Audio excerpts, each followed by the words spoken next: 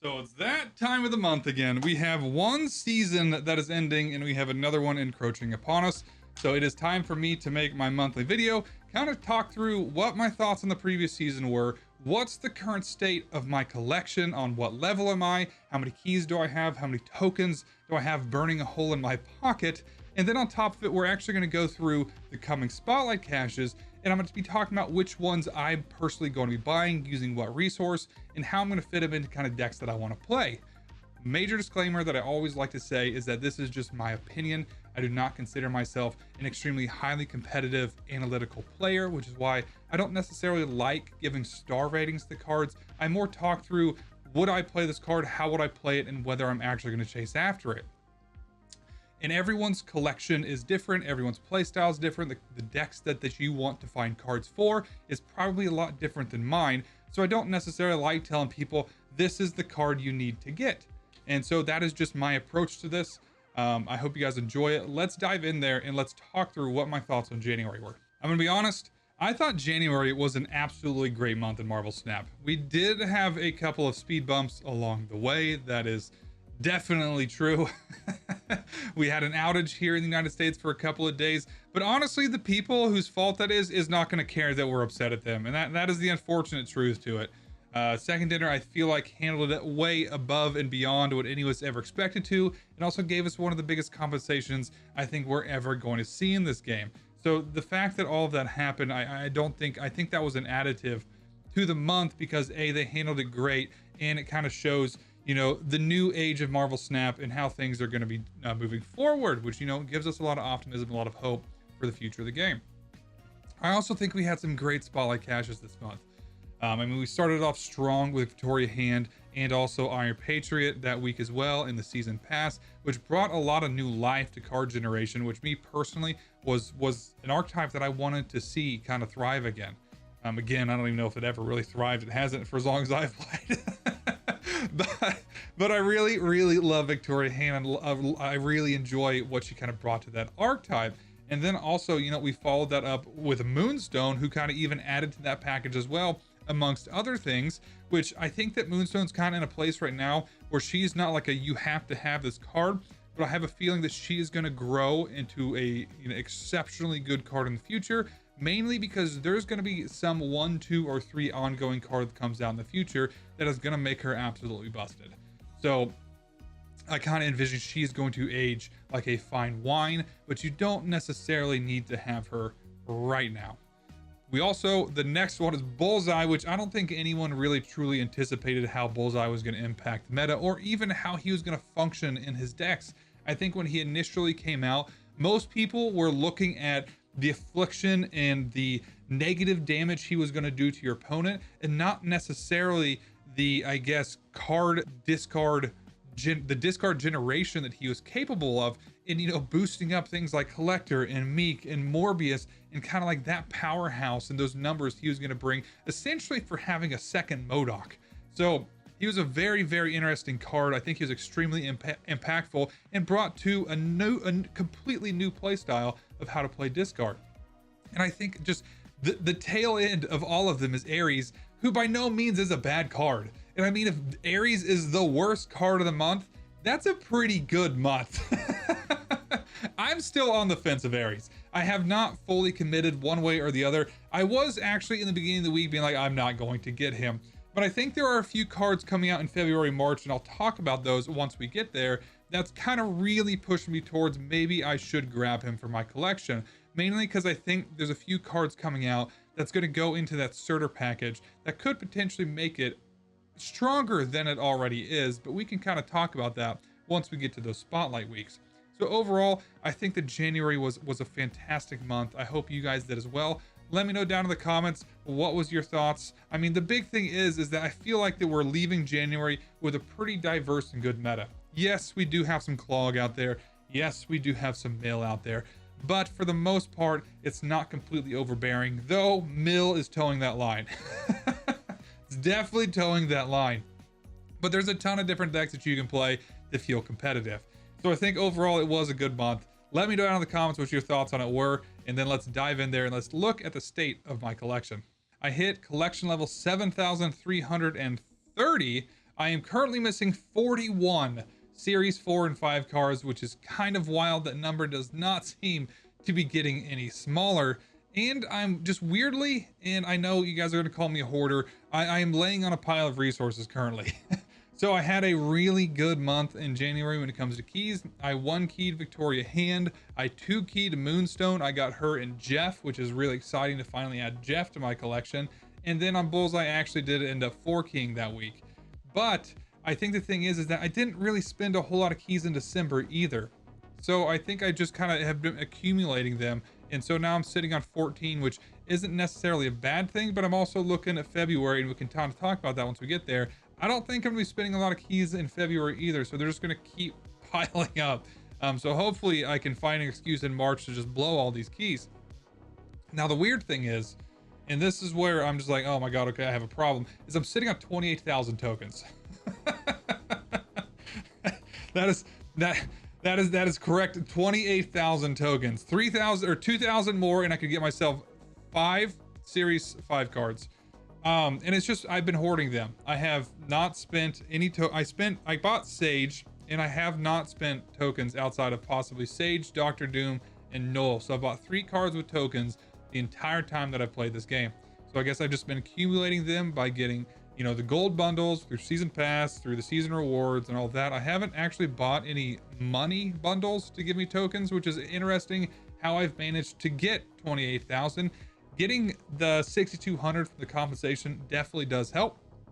And I think at this point I have a want list of who I want, but the issue is, and I've said this multiple times in a lot of my videos, I really want to see what the series drop looks like before I kind of start putting resources towards cards. I don't want to buy a Series 4 card and then end up dropping down to Series 3 in a month. I don't want to buy a Series 5 card and then it ends up being 3. I'm just being cheap. I'm being exceptionally stingy with my tokens, and it's kind of an issue because there is a ton of cards I want to get. I want to get Wiccan, I want to get Frigga. I probably should finally get Galactus. I still did not get him. I never got Erishim. I mean, right there's 4 cards that I could probably get that for sure are probably not going to be in the series drop.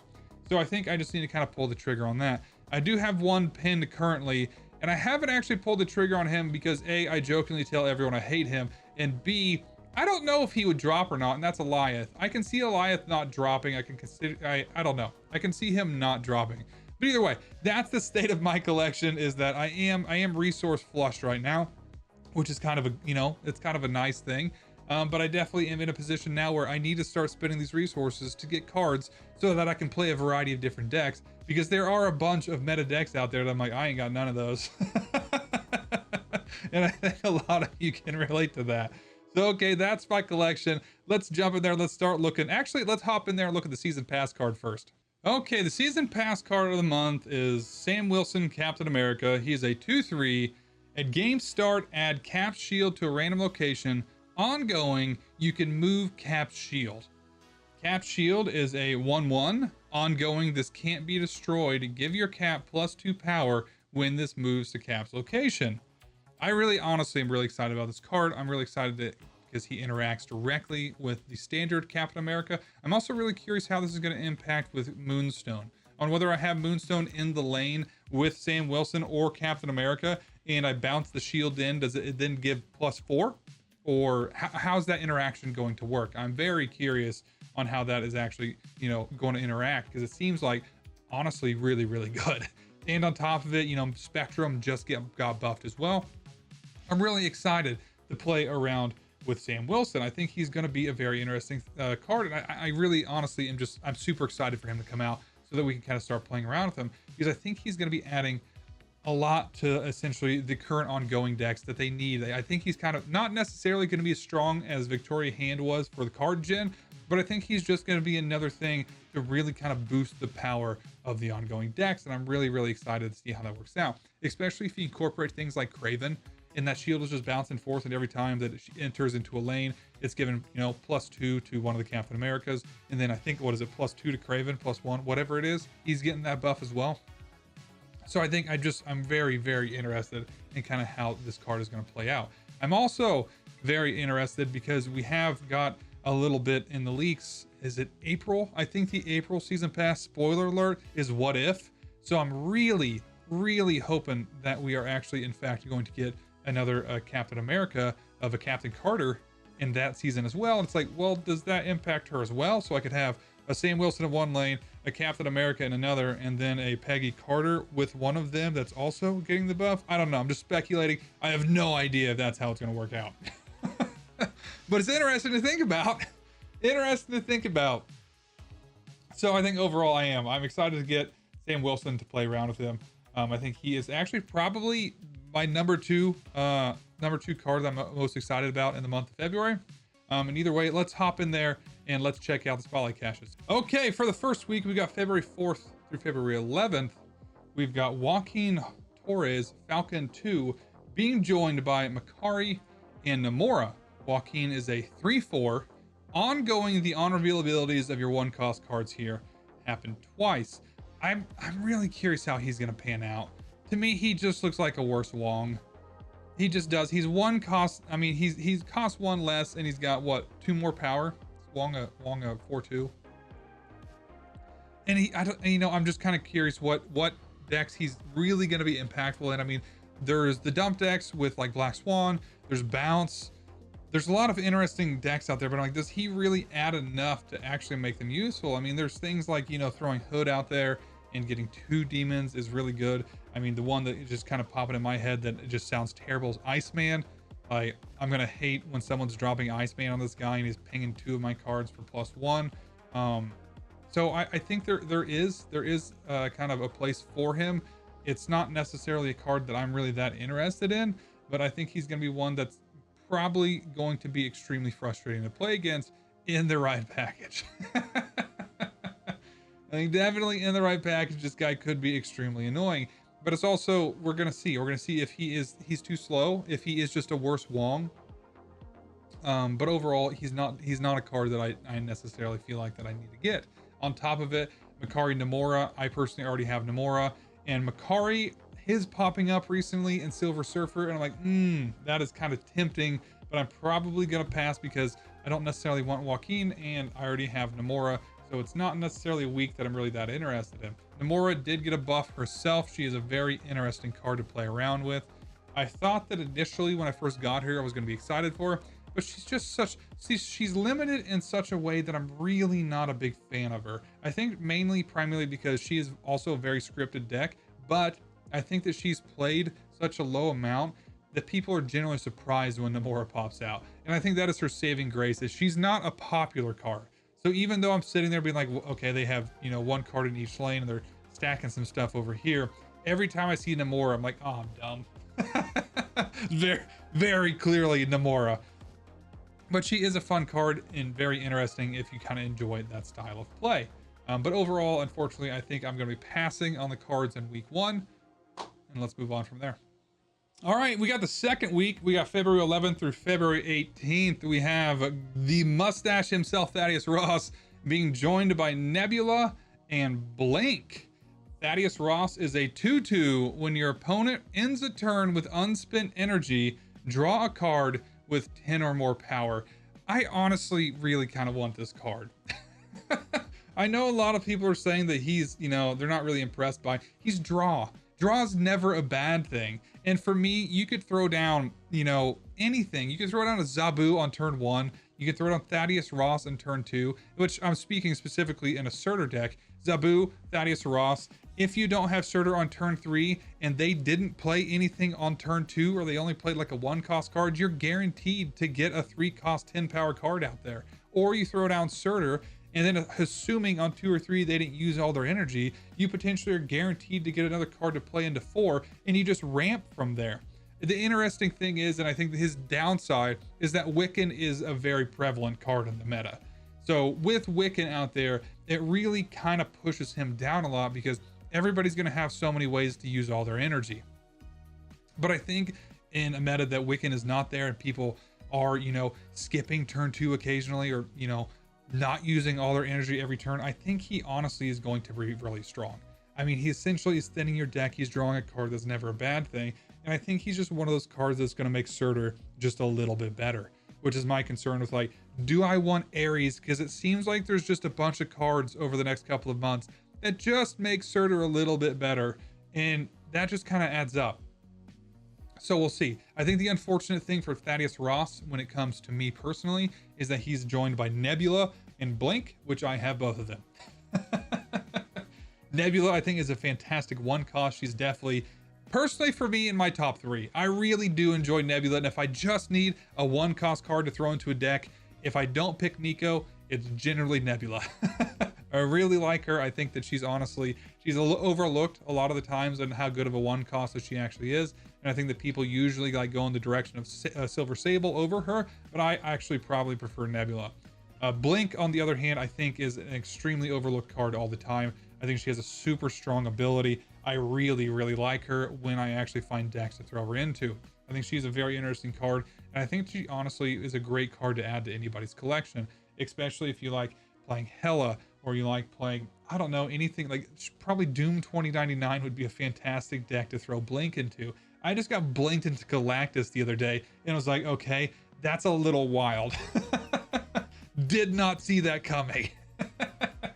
So I think that Blink is just, I think she's a great card. And honestly, is this there's no way this is the first time that she's come back up since she came out.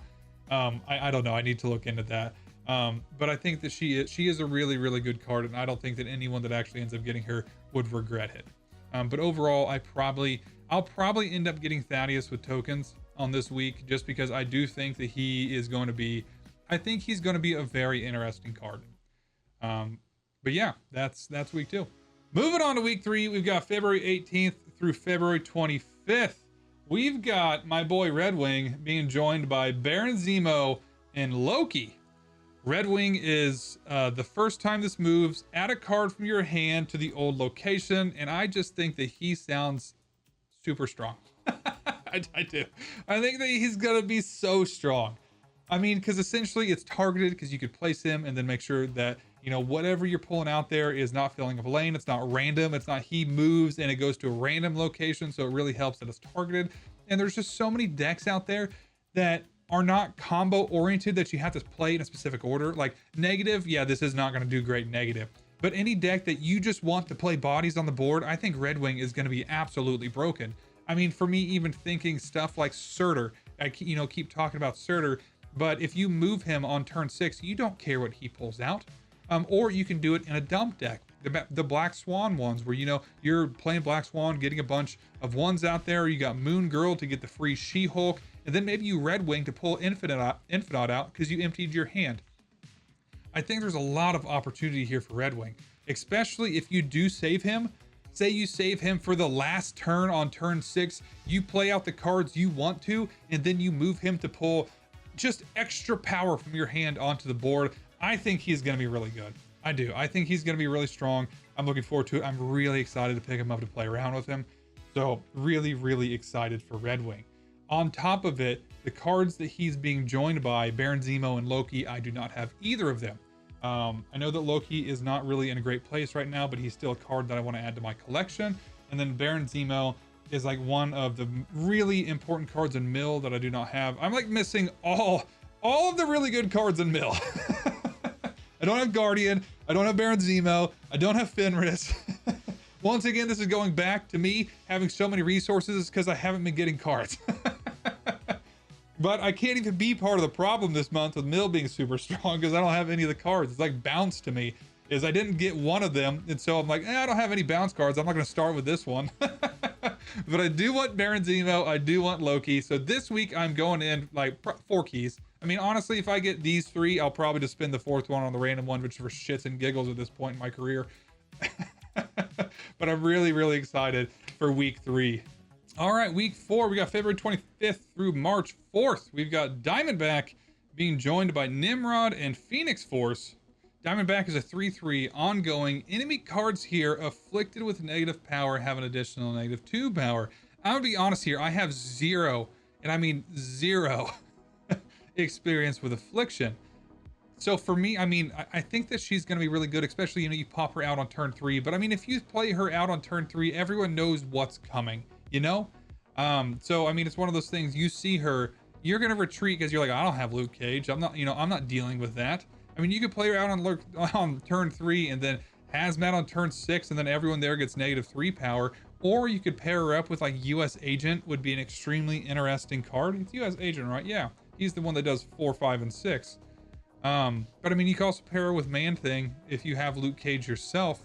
But I mean, it just kind of seems like an over allocation of resources to just bring down one lane even more.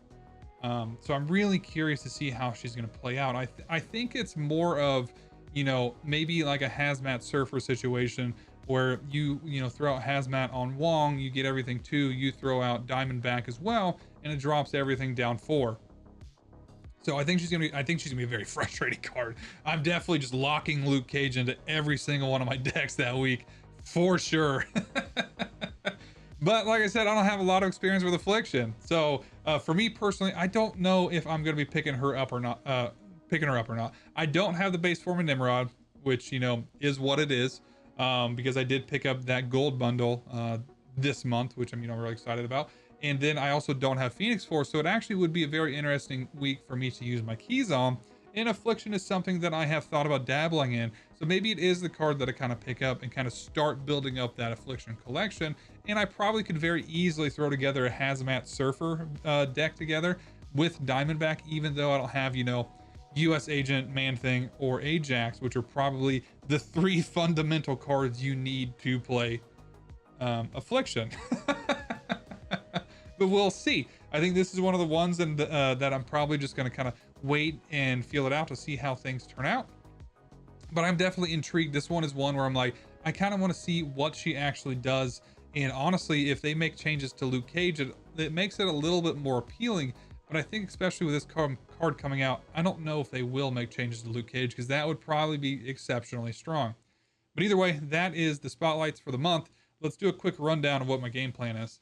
All right, let's quickly run through what my game plan is for February then. And I'm going to be honest, February is not a real exciting month for me. To me, February feels kind of like the same that December did. I wasn't real excited about it, and it was mainly just making sure that I had the resources for the next month. Because I mean, January was absolutely fantastic. You know, got every card that I wanted to, and it kind of feels like this is gonna be the same way of I'm kind of just lolling through February just so I can go nuts in March, because there is so many cards coming in March that I'm extremely excited about. But overall, February looks like it could be interesting. There are a couple of cards that I want, but as far as new cards go, it's gonna be a little bit slow for me. But week 1, February 4th through February 11th, we've got, you know, Joaquin Torres, Makari, and Namora. I'm probably going to be passing on. I think the only card I potentially would want here is Makari, but I'm not going to be using my resources on it. Week 2, February 11th through February 18th, we've got our boy Thaddeus Thunderbolt Ross being joined by Nebula and Blink. I think I'm probably going to use tokens to get Thaddeus Ross here. I do think that in the long run, he could be extremely interesting card, just because, as I said, draw is never a bad thing. So I do want to kind of play around with him. Week 3, we've got February 18th through February 25th. We've got Red Wing, Baron Zemo, Loki, all in, 4 key in it, done, put a stamp on it, ship it out. February 25th through March 4th, we've got Diamondback, Nimrod, and Phoenix Force. Unsure, probably depends on what my keys look like at that point. If I am flush with keys, I probably will pick up Diamondback just to play around with the Affliction archetype, because I have not done that yet. I would not mind getting the base version of Nimrod. That way, if I ever do draw him in the collector's cache, I'm going to get 2,000 tokens. And then I don't have Phoenix Force either, which is a very intriguing deck for me to play around with. So overall, like I said, I'm not quite as excited about February as I was January, or for even March that's coming up. But, you know, I am looking forward and optimistic about Marvel Snap moving forward. And so I think, you know, it's going to be a good month either way, whether, you know, I pick up a bunch of the spotlight caches or not. I hope you guys all enjoyed this. Let me know down in the comments, as always, which cards are you chasing after? Are there any in February that you really, really want? Are you saving, like me, for March to go all out? Kind of, you know, let me know what your thoughts are on the season as a whole. So either way, I hope you guys all enjoyed this. Hit that like button if you did. Hit that subscribe button to see more of my content. And I hope you guys all have a fantastic day. Talk to you later.